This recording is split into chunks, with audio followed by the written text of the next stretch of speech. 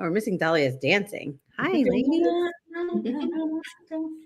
We told you not to move. I know.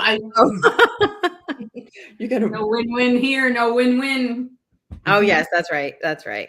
Hi, everyone. It has been a while since I've been on the show. So happy to be on this side of it. I like to watch you on the other side too, though, but it's nice to be here chatting with everyone.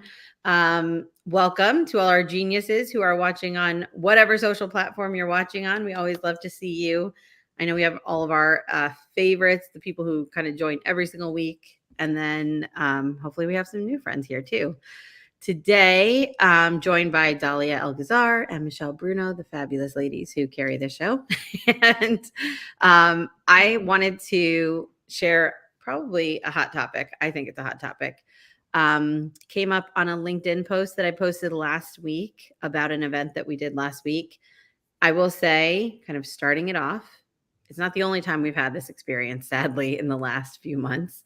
And I'm sure we take partial blame for some of this. So it's not all on vendors. I know that the topic is vendors.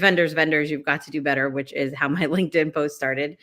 But first, ladies, how are you? Before we just dive into, craziness. We only have 30 minutes, Liz. Oh, yeah. That's right. I know, because the thing is, once we get started on this topic, we're never going to. Yeah, no point of no return. I'm good. How about you, Dahlia? I'm good. Great. Yeah, I want to hear about the shit show of the shit shows because there's a lot of shit shows happening. So many shit shows. What's going on? I mean, so I'll share the story of what happened last week, which again is not unique, unfortunately. Mm-hmm. But we had a client event. It was multiple days. We had a vendor. The big issue was AV, but I will say it was kind of across the board. It seems like ever since the pandemic happened, people have been coming back to it. I feel like people just lost their shit. They have no idea how to do their jobs anymore, or they gave up. I know that there are staffing shortages. There's all kinds of issues. Our main issue was with audiovisual, where we had complications like microphones dropping all day long. Like no one could figure it out. The end result of that particular issue, which I don't know if we still have the picture up, but we do have a picture of my client at one point having to hold 3 microphones while speaking. Most embarrassing thing I've ever seen. Had to hold these microphones on stage because the audio was dropping out so badly. And it turns out that they found a new rack that they've never used before that they decided to rent specifically for this big event. And they didn't realize that all these microphones were going to have issues getting their signal essentially. And so, but it took them all day, couldn't figure it out all day long, to the point where I had to ask them to bring in corded, like corded microphones, which they couldn't run while it was happening because it's too loud to run tape. I'm like, this is called an emergency. You run it to the stage and you tape it down at the break. Like what? So there was just a lot of inexperience. Our stream had a lot of crackly, very loud noises. The audio wasn't being like fed directly into the feed. So you're just kind of hearing the audio over. And this is like after we tested it and it worked fine. Then they changed something right before we went live. So then it's like not working properly. So they realized it took them until 3:00 on day one to realize that the crackling noise was coming because they had someone what they told me is they had someone set up the speakers in the room without actually any experience. They just helped get it up. And no one double checked their work, and they had pushed the wrong buttons on the back, which was causing a huge audio loop on the stream internally. And it took them all day to figure this out. And our team had to keep kind of going back and being like, so could it be this? Could it be that? Meanwhile, we're scrambling behind the scenes trying to make this not look like a shit show, which is what it was. It was very stressful. I don't think I've had a more stressful event in 15 years. I've never had those kind of technical issues. We literally had to tell people. I think it's a lack of like experience, lack of power. It was definitely old equipment. The little, the lav mics, the little like foam piece on top was disintegrating. Like, what are we paying for? But again, I decided to post about it because this is not the only time we've had these kind of issues. And I'm like, run a show, I get it. Walk them through the play. I know that we have responsibility, obviously, to not just let these people, but like, for example, the speaker speaking, they go point, I'm going to run a video. They point to the video. Live stream guy sitting there laughing at the video. And I had to be like, hey, you got to move the camera so the live stream can see what everyone else is laughing about, you know, like all day for days. It's not like we had to say it once and then they were like, oh, I get it, you know. So I see all these comments coming in. I can't read them yet, but look how embarrassing this is. And that was only 2 mics. At one point, he had 3 like this, 2 in one hand, 1 in this. A mic bouquet. It was horrible. I've never seen. You never know because you are a trendsetter. It could be that you are starting a trend that not only does this speaker need 1 mic or 2, wait for it, 3, and they're all with the wires and everything. Woohoo! Oh my God. Turn it into It a had to positive. be bad. Turn it Liz. into a positive. It had to be bad because Liz doesn't complain. I mean, she just deals with it, right? No, actually, she gets Yeah, very right. red in the face, right, Craig? Like she gets super red to a point. I've seen her like at a taxi talk. Like if some shit happens, it is fire in the veins, and then the ears starting getting red. And it's true. that, It don't does let that hair fool you. Like there is like furnaces that happen sometimes. I've seen it. Yeah, I but mean- also you're very technical anyway. So I mean, I'm more of a novice planner. I mean, you wouldn't even know what to say. It's like, Well, imagine if Bruno was in your spot. yeah, it's like me with the channel changer, the remote control. Yeah. Oh, how do I use this? I She just probably turned have off the Paul video. I on can't get the speed channel. dial. Or like, Well, yeah, that was one of the things that was so frustrating is their lack of problem solving. Like we Yeah. had to continually go back to them and say, okay, well, did you? And they kept saying, I'm pretty sure this cable's bad. I'm like, then pull it out and put a new one in. It's going to mess everything up. I'm like, and I think to some degree, they didn't know what they were talking about. They definitely didn't think I knew what I'm talking about. Let me be clear. I'm not an AV vendor. That's why we hire people, you know, but like enough to know we got to You try could have something been. different. You should have just rented your own equipment and ran it yourself. It makes me want to be because these AV vendors in particular charge so much money Yeah. for very little. And the quality is just so horrible. They gave us the SD cards from their camera so that we could share the recordings. 0 audio going to the camera. we have to put up Anthony's 7 Ps, please. Yes, the 7 Ps. Prior proper preparation prevents piss poor performance. Spot on. It is so true. And I will On their say, part, on Liz both was parts, prepared. we really should have. My biggest mistake was that the way it was set up, we tested in room A and we ran room A on day 1. And then they set up room B. Mhm. We did a brief test, but it was a way shorter test because my Mhm. thought was same equipment, same bulb. I had no idea that they totally changed the setup in room B because they thought it would be better or something. So I definitely should have spent more time hand-holding them, especially because I did have a gut feeling going into this that it was not going to be great because just some of the questions they were asking me beforehand made me really think, okay, I don't think they've ever done this kind of an event. Which So let's back up for a second. Let's talk about like this gut feeling because I have a feeling that the gut feeling and the intuition and like the crystal ball and all that like stuff that people thought was like juju and you know Mercury retrograde shit and all of that, it does not play in our event life, and I totally disagree. And I want us to we'll talk about like the talent and Brianna saying, oh, there's people that are leaving the industry and all of that points taken for sure. This has nothing to do with the Corona coaster. This has to do with like the overall industry, in my opinion. But going with the gut feeling is actually part of the package, right? yes. And I think for us event profs, where we should take it more seriously is now. You need to trust your gut.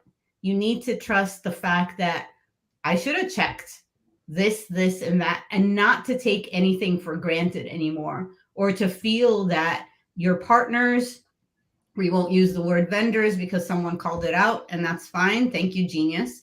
And in the sense, we really should have, maybe we should flip the script a bit more where we're asking those gut felt questions. Have you done this before, etc.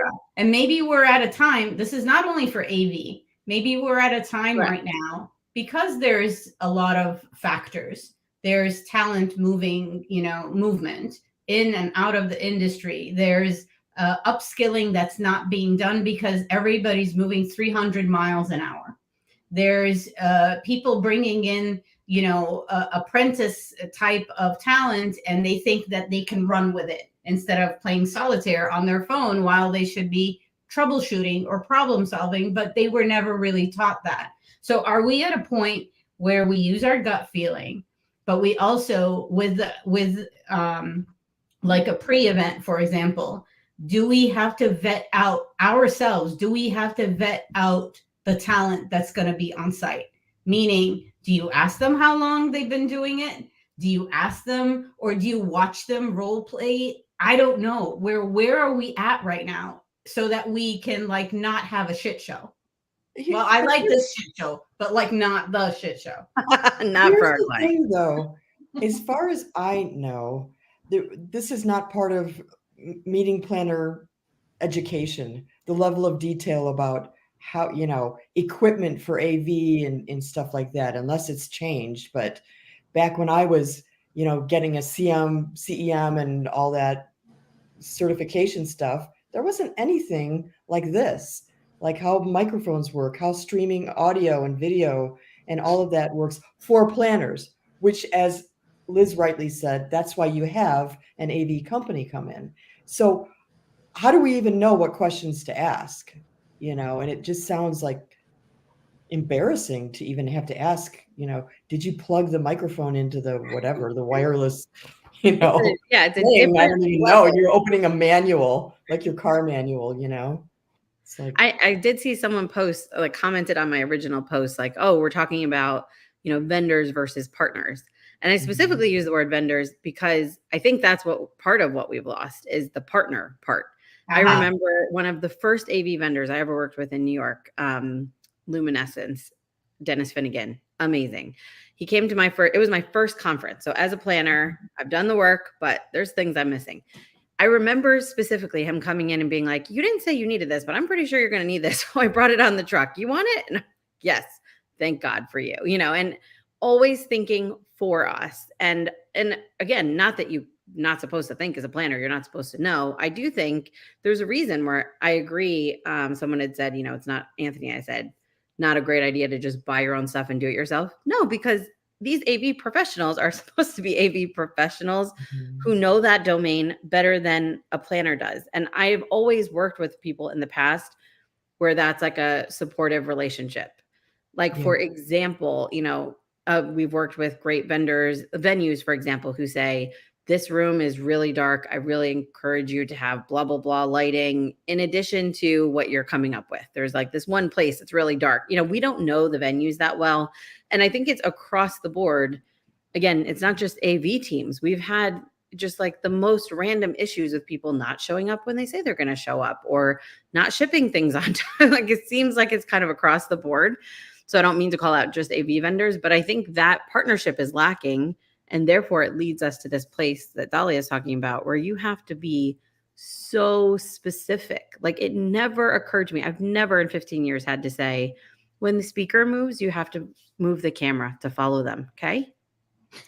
Well, maybe now we know where all the kids living in their parents' basements are getting employment. It's like, Ralph, get off the couch. I need you to do this AV gig with Uncle Bill. And you know what? I don't care if you do that as long as you freaking train them. Pay you $15 an hour. Just you don't have to do anything. Just stand there. When I say plug it in, you plug it in. I sent the vendor an email yesterday with clips, and I said, "Here's what we got from your SD card. Here's what I was thankfully able to pull from my YouTube recording that is by the way 420p because I didn't even stream to YouTube in high res, but at least it's this big."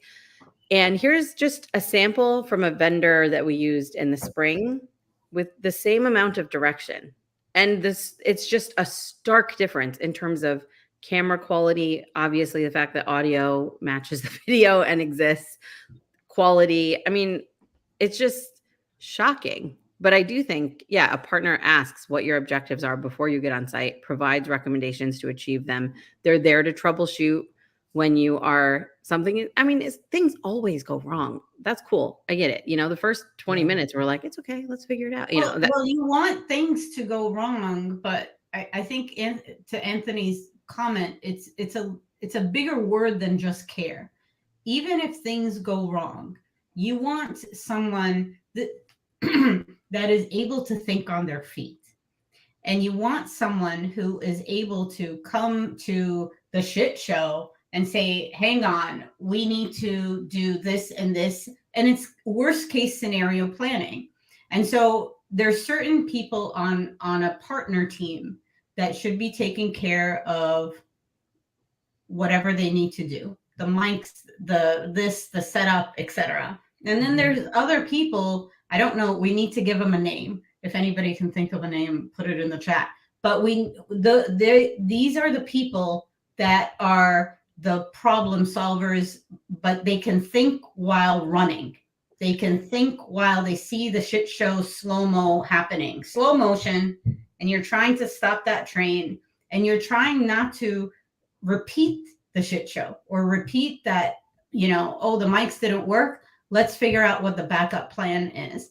I think what's happening with partners within the events industry, as well as, even in the venues, like IMAX is coming in 2 weeks.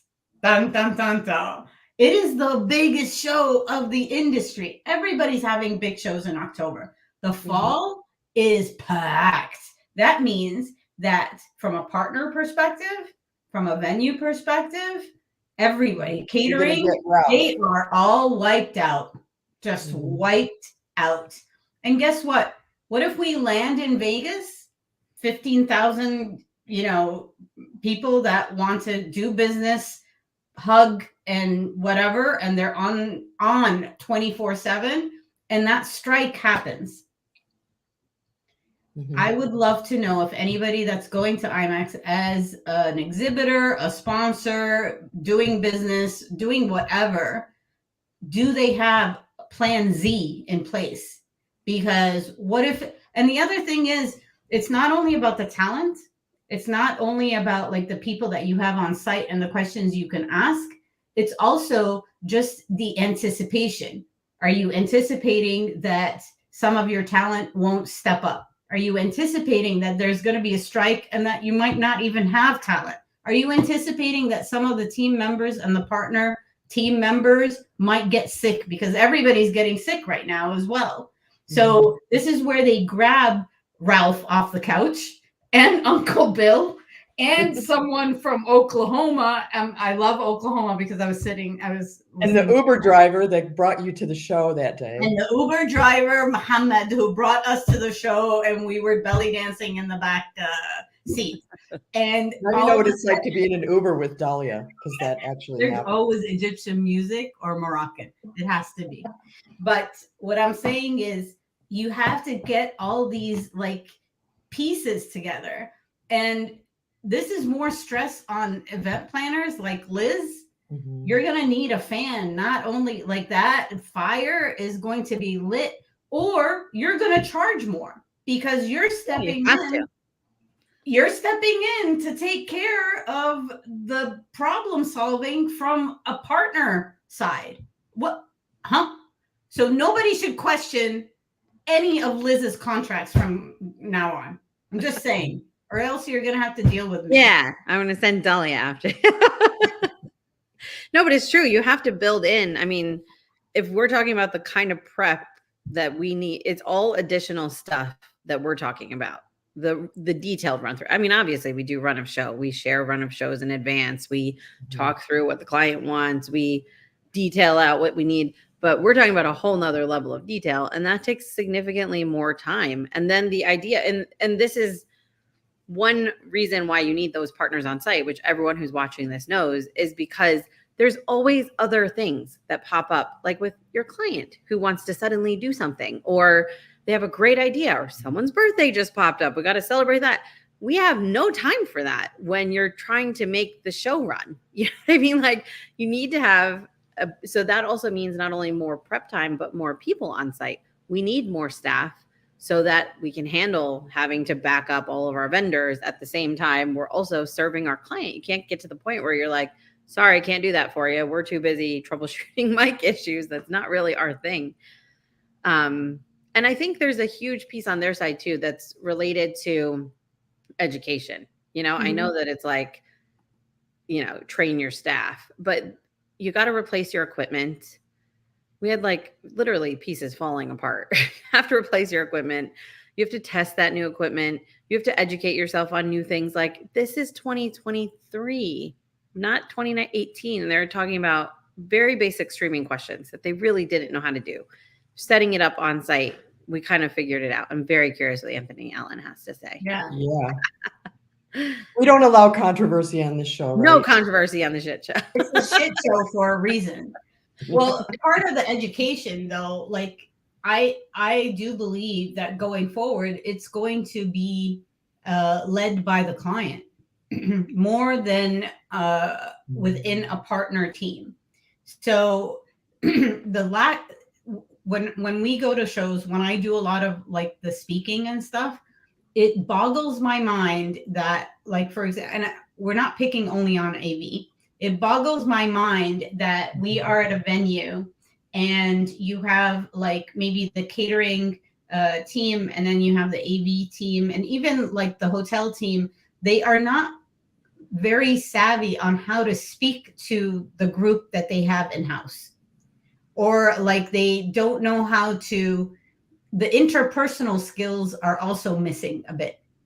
And so this is where I wonder, and I know that these are not general statements. If anybody's doing it differently, please tell us. You know, this is why we have the geniuses. But what I'm saying is that kind of conversation has to be had more than just, oh, let's do a pre-event kickoff call or a meeting. I think it has more to do with the client stepping in and saying, if this, then that. This is the group that you have coming in. You know, Nashville or San Diego, you're going to be hit with 8,000 meeting professionals in January. Guess what? You need to, you know, you need to like talk to them in this way, etc. And it just it's boggling. It's like how do you not have this conversation first and foremost? How do you not know that Liz will have everything figured out in her head?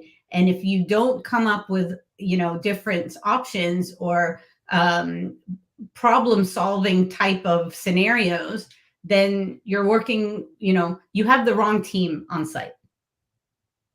You do. Yeah, you know, I've been on the vendor side though too, and also been a planner and observed planners that were so detailed and they were so bitchy about every little detail that it almost turned the vendors off. I mean, it's just like big eye roll. Like, where does this woman or man get off trying to tell me how to do my job? And I'm from Chicago, so I feel like there are certain cities that, you know, if you try and tell somebody how to do their job, they're going to actually undermine you. I hate to say it, but I have seen it happen. So there's a certain level of tact that has to also be applied. You can't just, as a planner, storm in and go, yeah, I know everything. You got to plug this in there and tell them how to do their jobs. It's almost like, I don't know, there's a little finesse that needs to be involved. Wouldn't you think so? Definitely. I'm not saying go in with a whip. Well, I'm not saying you're saying that, but no, but I can totally see actually some people doing it. So yeah. Well, you almost feel like you have to do that. You know, it's like, you know, it takes everything in me to not go in with way more detail next time. And Anthony, what he had to say was about the exclusive companies that venues have and how you kind of just can't complain about it. I agree, but that is a whole other issue. I mean, that is the issue that we had this time. It is the issue we've had with events over the summer and in the past. And I get it, negotiate, pay their fees. It doesn't always work out to be cheaper. And your clients don't always say yes to the better. And yeah, I mean, I could say to our clients, well, you didn't want to pay more, so this is what you get, but is that the professional answer? No. I think that the venues, I had to tell a venue over the summer, I'm like, you're aligning yourself with this particular, it was not an AV company, but this particular vendor. We won't be able to work with you ever again because the service of that place was so horrible that we can't, then you're out. I would say the same for this venue that we just worked with. If that's the only option that we have, or you're going to charge us ridiculous fees to bring something else in, then it rules you out. The AV was already almost half the cost of the entire food and beverage and meeting rental. Mm-hmm. And we got zero service essentially. So if we're not going to be able to use somebody else, we're not going to be able to use you. And so I think a lot of venues don't realize how much business they could be losing because of these alignments, these partnerships that they have. And there's no way that works for a planner. We need to be able to source on every level, every vendor that we work with. Yeah. So how is the venue reacting to your experience with the AV company? So it depends. The one over the summer was very much like, we've been hearing a lot about this, so I really appreciate it because we're reevaluating. But we can't do anything because we signed a contract. Right. So, and that's the thing, and then there are other ones where it's kind of like, well, like this last time the venue told us, and they were very nice people, but hundreds of times, we've never had an issue. I'm like, it's not possible. These people don't know what they're doing. It's not possible. They're probably not on site, like looking at the shit shows that are happening. The AV company inside, like they work on this venue all the time. They didn't know where the lights were. What? They didn't know how to turn them on and off for like video playing, turn the lights down. They didn't even know how to do it. I'm like, well, I mean, so like here's another scenario that happened at I can't name names, but at a very big show. And the mobile app, how many shows have everybody been going to and the mobile app hasn't worked? I just need to see. But the mobile it's app, not their fault, Dahlia. Fault. That's right, because all the information is a CSV upload to got it. But anyway, this mobile app company actually sent their VP of sales or director of sales to service and support the app at the show because there was nobody else at the team that could do it. And it just crashed. It did not work. It just refused basically. And so but so here's the question. You here have something that you've been feeding. It's the mobile app. You've been telling everybody to like download all of that. And all of a sudden it just does not work. We're talking like your AV scenario, right? But we're talking about like people not even able to like find sessions because guess what? The mobile app took over all the, schedules and the printed stuff, the meter boards, didn't need any of that. And it is obviously the event organizer called it out. They're not working with them again, but we're talking about something that like actually has a huge, huge impact on the show, like AV, like that kind of experience. But we're talking even more so because if you don't have anything as a backup, so FYI, just as a backup, just do a mobile website or something as a secondary, like here's where all the sessions are kind of thing. But it's coming to a point where even technology at a show needs a second, I don't know, platform or a second way to, Sherry says paper version doesn't crash, which it doesn't. But I don't know. I think you're going to hear a giant chalkboard with the whole agenda, and you give everybody notebooks, and they just go up and they write down. You like the notebook thing. I do. Yeah, I'm a notebook girl, but I'm just saying we have to revert to like analog across. We don't use notebooks necessarily, but registration systems now. If I were Liz, I would have just pulled the fire alarm. It's like end this. Felt like admin. it. Let's felt like run it. the It was like, building and call it a day. surrender at this point. Yeah. Done. Think It's the about most when- stressful.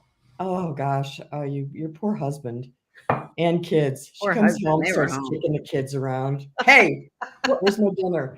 Think about when AI takes over and everything is powered by AI, and then you just go to Alexa, and Alexa goes, "No, not going to change it. Not going to fix it. Bye bye." Yeah. So what do we have to give? We're coming to the end of the session, but let's give some like tips, advice. What are we doing here? If you don't want a shit show, make sure you do what? On the planner side? I think an event technologist from the planner side, someone brought that up, but someone that has a broad knowledge of AV and mobile apps and all of that stuff could maybe help. Not in the case of a small meeting where it's like 1 or 2 days, but at least on a bigger level, that person on site to also help the planner troubleshoot and fill in gaps of knowledge there could be helpful. I don't know what you're going to do on the vendor side other than get better labor, train labor, all of that stuff. But from the planner side, I think you're going to have to bring your own guns in. And I think trusting your gut, which we mentioned earlier, is important. I'm in that mentality of like, well, these people are professional. It's going to be fine. No, you cannot trust that at all. And I think over communicating, not to the extent where it's like offensive, but there has to be at least the information available of like what you expect, the detail of, lights on at this time, then the lights go off, then the music goes up, then the music goes down, like really, really specific, has to be written out and put down on paper. And I think there needs to be, I'm definitely thinking through the contract terms. This guy's like, okay, we're going to remove the live streaming since it didn't work. Well, you can't just remove the one line item most related to live streaming. Labor, there's a lot of stuff related that didn't work. It wasn't just this one $1,000 line item.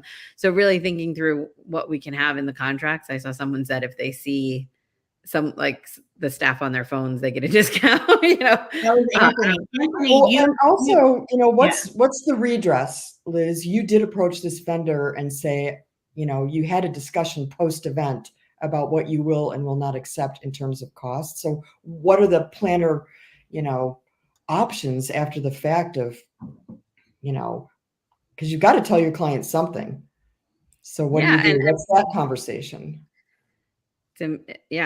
I said to the vendor yesterday, I'm like, this is embarrassing to have to go now deliver this to my client and have to say like, here's your videos that are horrible quality and not good audio.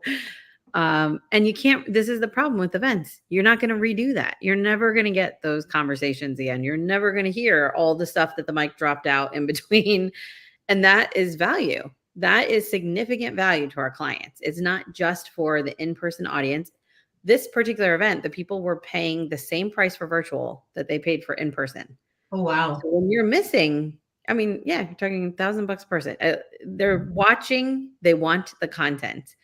That content cannot be reproduced, So it's like I think that piece is something I'm really thinking through is the value of what is missing. Also, there's the technical line items of what didn't work, but then there's an issue for the client that they don't have these things to resell. They don't have these things for their paying, customers. And that's something I think we really have to think through with all of our vendors. Like the implications of lack of service is not just the line items. Yeah. My last tip before we go is I would highly, highly recommend, if you're not doing this already, to have a meeting with all the on-site reps from your vendors on a call to see their faces, to go through what, your stakeholders are like, how they can approach them. It doesn't matter even if they're just AV team. they need to know the ins and outs of the audience that they are going to be part of. And I would highly recommend that you ask the vendor for like almost like a mini resume or a mini profile for each of the on-site people that are going to be at your event. Even if it's a catering, I know it's hard to think this way, but honestly, like even if it's like the frontline staff, the AV staff, just those that are you're going to be like that they're going to be part of your tribe as problem solvers. And you need to see them and they need to see you. And this is where you start the relationship before the event. And then you get to the event. And even if you know, it turns into a shit show and you're trying really hard not to be angry and like, you know, blow up and shit, at least there's going to be that relationship that's already that has happened. Not saying that you have to lose it with the on-site team, but it's sort of, there's a forgiving type of moment that can happen as well. I think everybody's just moving super fast, that they just have an event Bible or a document. They rely on that. They just give it to the vendor. And then they're like, yeah, you're professionals. This will be an easy event. And I don't think anything's easy right now within our industry. So in other words, Ralph and Mohammed better brush up on their resume. Ralph and Mohammed better. You're going to step in, dudes. You gotta have something. Yes. That is our next week's thing. Ralph and Mohammed, get out of the basement and out of the Uber. And there you go. There you go. All right. What's happening next week? We have a show on event-led growth. Nice. Or whatever that is. Using events to grow your company. There you go. We'll learn about that, and that's it. We've got a really, really amazing lineup. As you guys know, we're going to be in the weeks to come talking about bootstrapping your tech company, all kinds of really great stuff. So don't miss a single show, or you won't be able to function in your career. Exactly. And whoever is going to IMEX, we want to see you there. Liz, we're going to miss you there, but we'll FaceTime you from there. And it is booth C4939. So that's the place to be at for hugs and for celebration and for any ugly crying that you need to do, or any questions that you might have about anything. And if you are a first timer, it is the spot to like hang out, so we can introduce you to everybody and everybody. But thank you for joining us for this. This was heated. Thanks for letting me vent it out. Had to get it out of my system. You feel better? There you go. Feel better? No red face now. See? Ears are good. Ears are good. Our work here is done, Daria. Yes. All right. Have a great weekend, everyone. Bye.